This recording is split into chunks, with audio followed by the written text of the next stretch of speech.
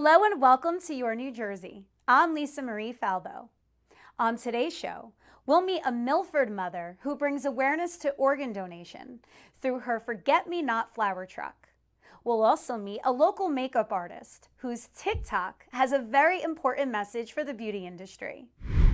But first, the Yogi Berra Museum tells the unique story of the beloved New York Yankee, while also exploring history, culture, science, and society within the larger context of baseball and sports. From now until December 30th, visitors can learn about the inspiring life of Billie Jean King.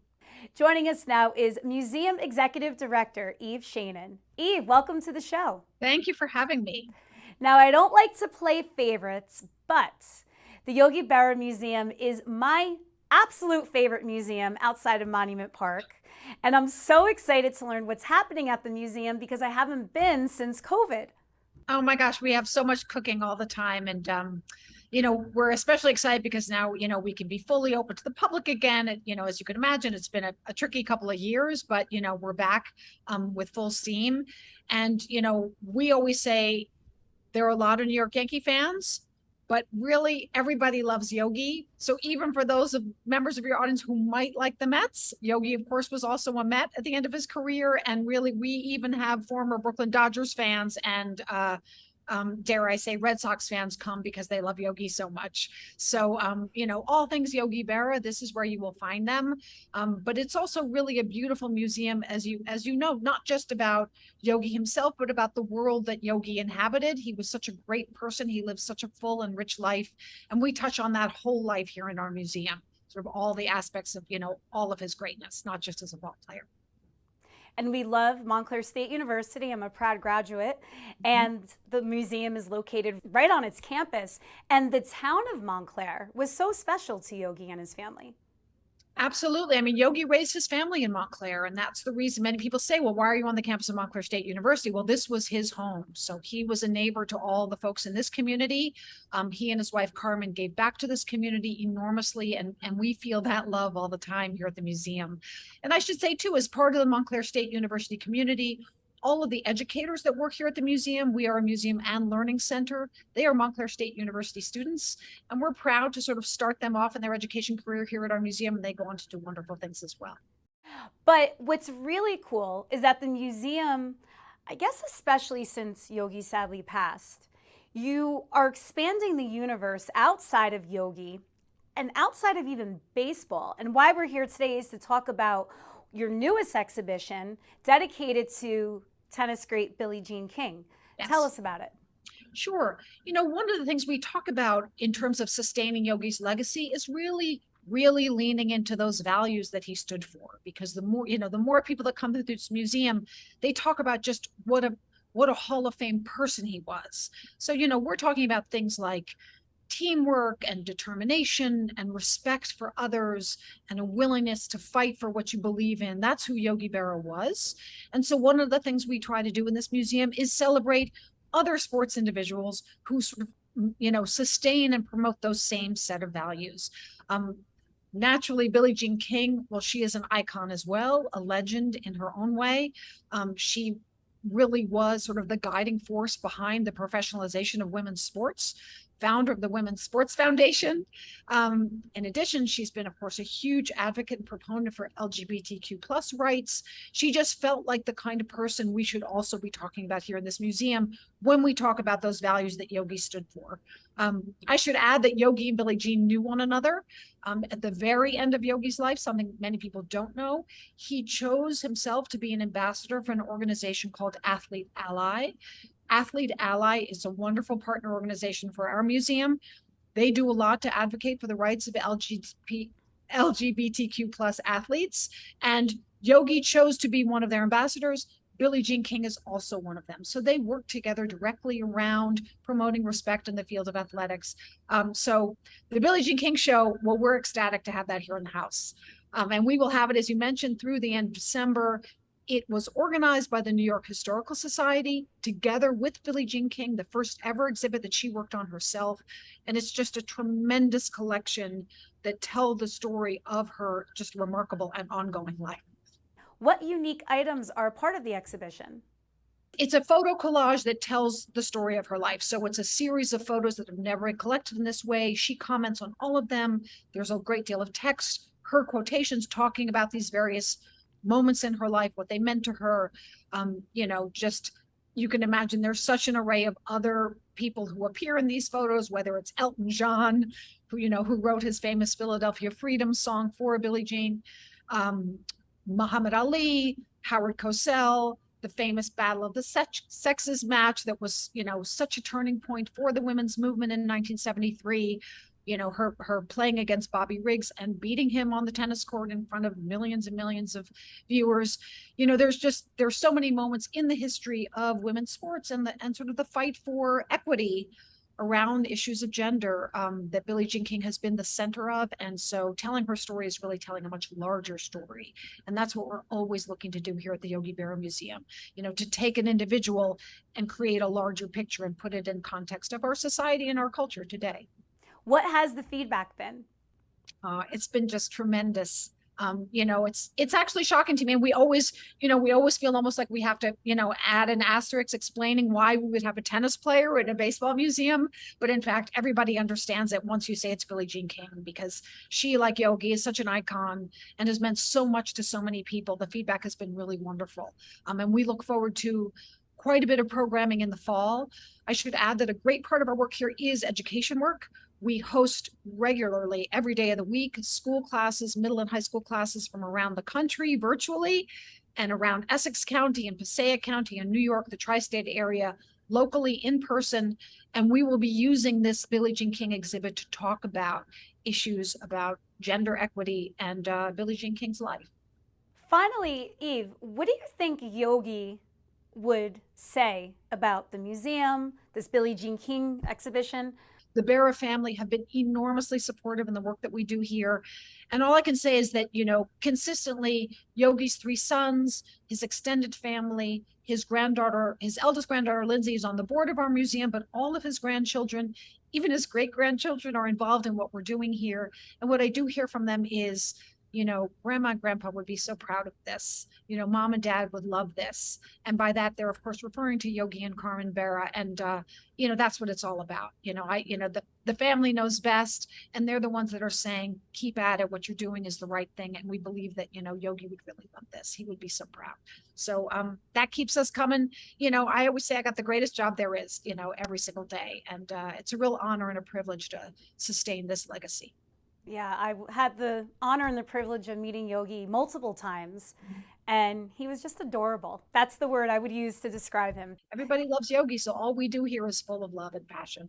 Eve, this was so much fun. Thank you. Thank you. Where can people find out more about you and the museum? As I say, you can come to our museum on the campus. That's the best thing to do on the campus of Montclair State University, Wednesday through Sunday, 12 to 5 p.m., or check us out on the website. That's yogiberramuseum.org. And you can learn a lot more about the education work specifically that we're doing. Also, any upcoming public events that we have going on. As I mentioned, we're looking forward to doing quite a bit in the fall around the Billie Jean King exhibit when folks come home from the summer. But also on these hot days, we got terrific air conditioning. I encourage people to come out now when August is still, broiling everybody out there. So look forward to seeing many of you. Eve, this was so much fun. Thank you so much. Thanks for having me, Lisa. I appreciate it. The forget-me-not flower symbolizes remembrance, true love, and devotion. That also describes our next guest, who uses her forget-me-not flower truck to raise awareness about congenital heart disease and organ donation. Jamie Albarella joins us now. Jamie, welcome to the show. Thank you so much for having me.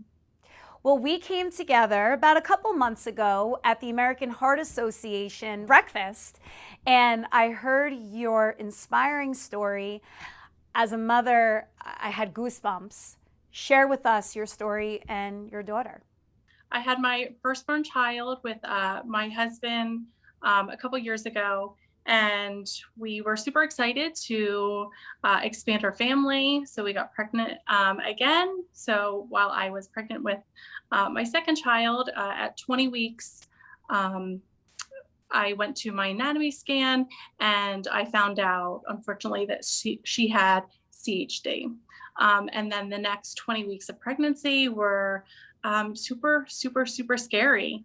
It was, she was initially diagnosed prenatally with unbalanced AV canal, and then that slightly changed over the next 20 weeks. And I gave birth to her in Philadelphia, at the Children's Hospital of Philadelphia. And we were super excited to have her, but obviously it was a very scary time.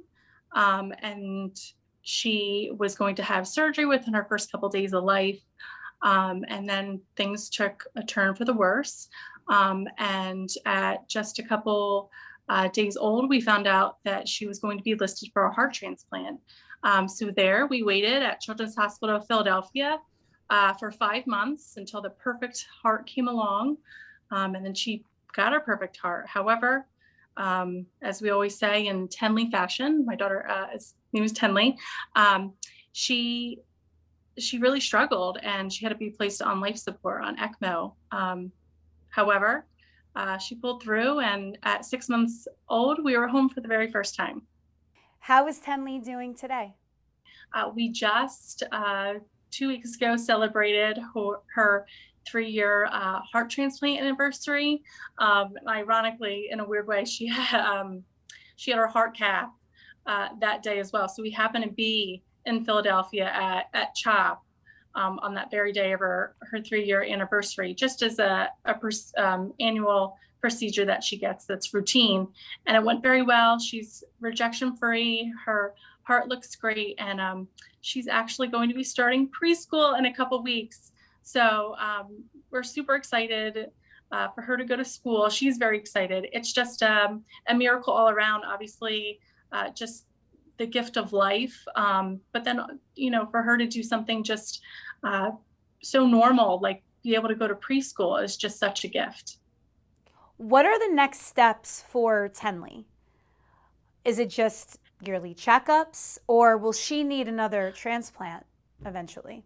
So right now, since she is doing really, really well heart-wise, we go to the Children's Hospital of Philadelphia for cardiology visits every 3 months. So as long as she continues to do well, she just goes every 3 months. Then we do a full workup then, where she gets an echocardiogram, EKG. She gets a full set of panels of labs for her blood work. And then once a year, she gets a biopsy of her heart via cath, which I just said before. But then eventually, hopefully not for a very long time, and I hope there's many advances in medicine by then, but she will go through rejection at some point and need a new heart. But I hope that is not for a very, very long time. And hopefully by then, like I said, there's medical advances. You are a mother of 3 kids, under Yes. 4 years old. God bless you. Yeah. And you somehow had the time to start a business that also serves as another platform for you to spread your message. Tell us about the Forget-Me-Not flower truck. Yeah, so I grew up with a love for flowers. And it was always one of those things that, you say, oh, maybe when I retire, or, down the road, this will be like my passion project. So with that being said, I decided with my husband, I just resigned from being a teacher. We just had 3 kids. What's a better time than now than to start a new business? So I got a flower truck, and I developed my business just about a year ago, and it's called Forget Me Not Flower Truck, as you said before. And I wanted to do this hands-on experience for customers, because when I was in the hospital and growing up throughout my life, flowers bring so much joy to people. They instantly make people smile. And one of my favorite things is that when I was in the hospital, my husband every couple of weeks would bring me flowers. And so he would be home, and I wouldn't see him for quite a few days. And he would come and he would bring me flowers, and I would put them in our hospital room, in Tenley's room.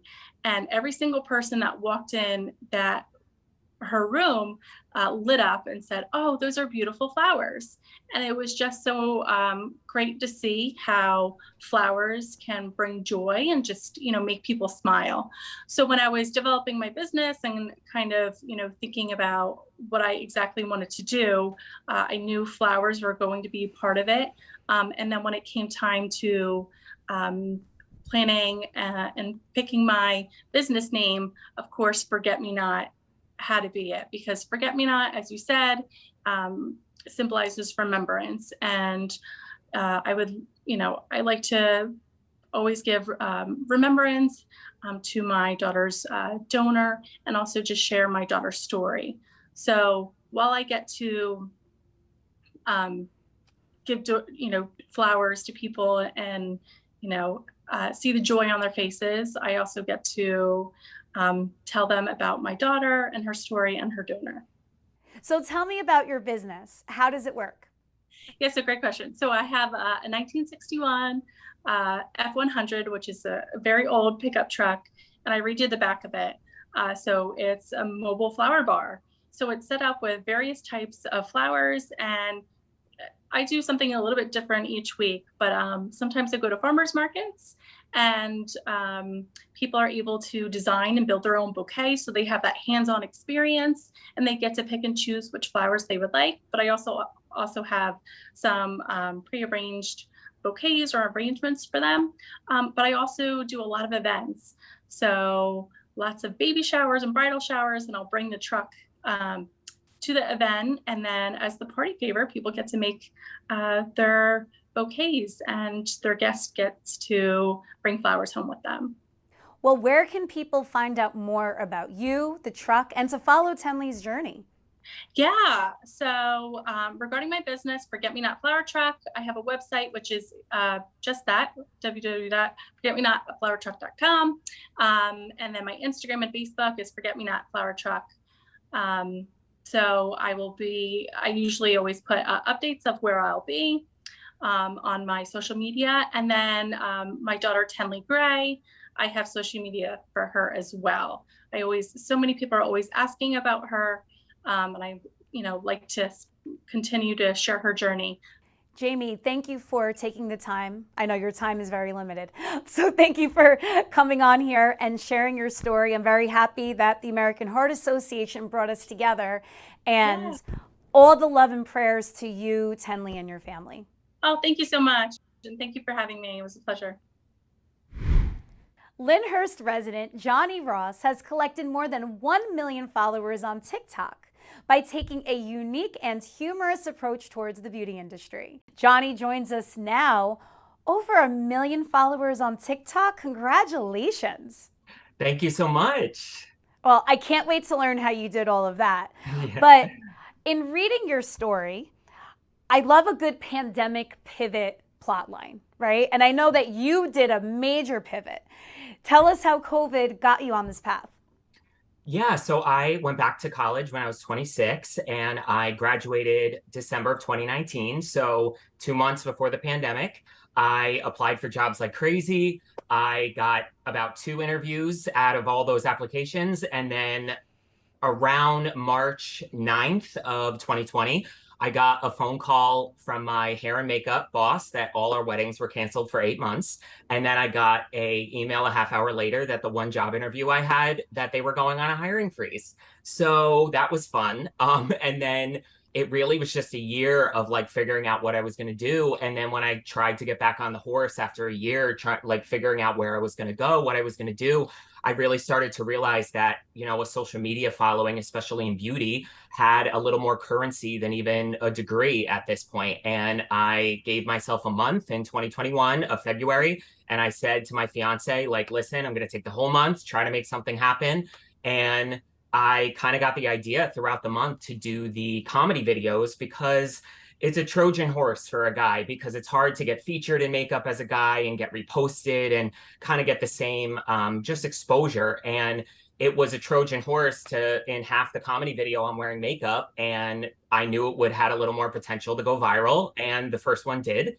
And, people came for the comedy and stayed for the makeup. That was the plan from the beginning, and it worked.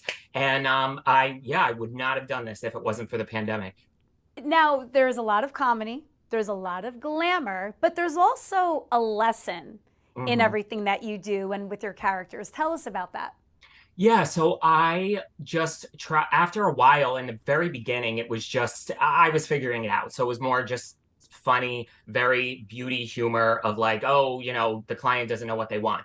But then as time went on, the specific Sephora that I worked at was this kind of client. And I started to realize after a while that I could kind of tackle these like things that I dealt with the whole time I was there. These like backhanded homophobic comments and just we like people in awe that a guy was wearing makeup and people taking pictures of you without asking like, and I started to like infuse that as I went forward. And then even recently I just started doing videos of a straight guy shopping at Sephora, which is very lovingly modeled after my brother-in-law. And I even in those, I was always very skeptical to even do that because I never wanted the guy to be the butt of the joke. I don't think it's not funny to me to just be like, oh, he doesn't know what he's doing. It was more a commentary on like if a guy wants to come into that space and wants to start taking care of himself in that way, they're a fish out of water because we don't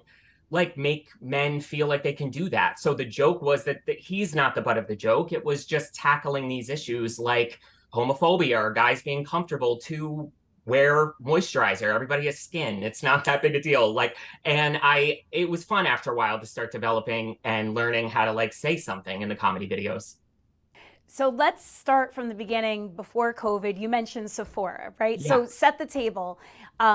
You do hair and makeup. You worked at Sephora at the mall Yeah. at Shore Hills. Tell us about that.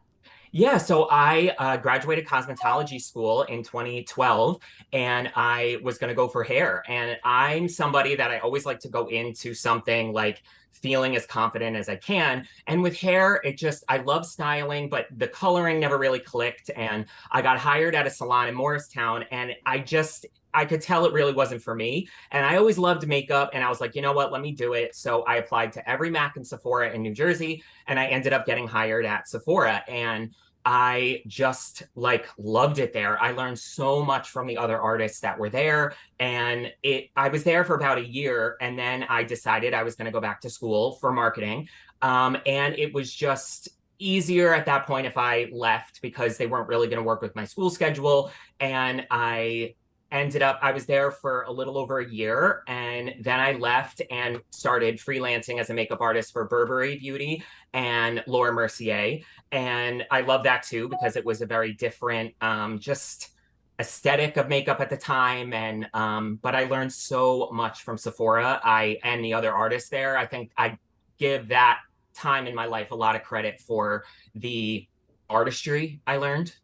Talk about the brands that you've attracted because, I mean, you are now working with the biggest of the big. Yeah. Yeah. So I would say the first big break really was Fenty Beauty by Rihanna. She was the first one, her brand, to reach out to me to kind of have the idea to infuse products into the comedy videos because they were doing so well. And I was kind of waiting for someone to realize that. And I think that's a reason why Rihanna's doing so well is because even the people that work for her are very forward thinking with like where marketing is headed, where beauty is headed.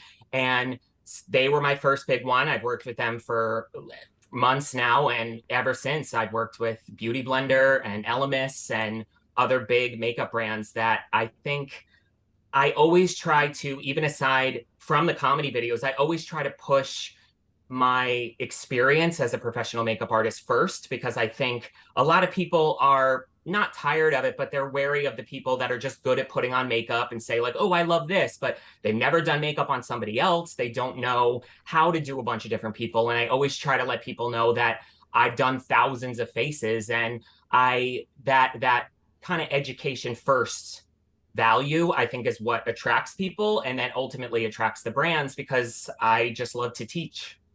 What is the ultimate message that you want to give your followers and what's next for you? The message, honestly, is I think two things. First, beauty is beauty. I think beauty is synonymous with like taking care of yourself and feeling good. And as someone that went through the pandemic and was very lost and depressed, and I worked 10 years to get there, and then it all came crashing down. I'm a proponent in, if you can't feel good on the inside first, force yourself to do things on the outside, and it starts to get infectious. And whether you're a woman, a man, it doesn't matter what you wear, what you do. And I always try to put that forward in the comedy videos, especially. And then secondly, I think it's just about inclusivity across the board, even beauty brands representation. I would like to see beauty brands start to feature more men and stop marketing everything to women. Yeah, I'm very open to the universe, and when I'm going to let it tell me where I'm going, but when I get the idea and when it comes, I'm like a man on a mission. So how could we follow? So on Instagram and TikTok, it is at Mr. Johnny Ross. And then my YouTube channel is Johnny Ross. I just launched merchandise last month, which that was super exciting. And yeah, that's where you can find me. Johnny, this was so much fun. Thank you so much, and congratulations on all of your success. Thank you so much. It was awesome talking to you. Thank you for watching Your New Jersey. I'm Lisa Marie Faldo. We'll see you back here next week.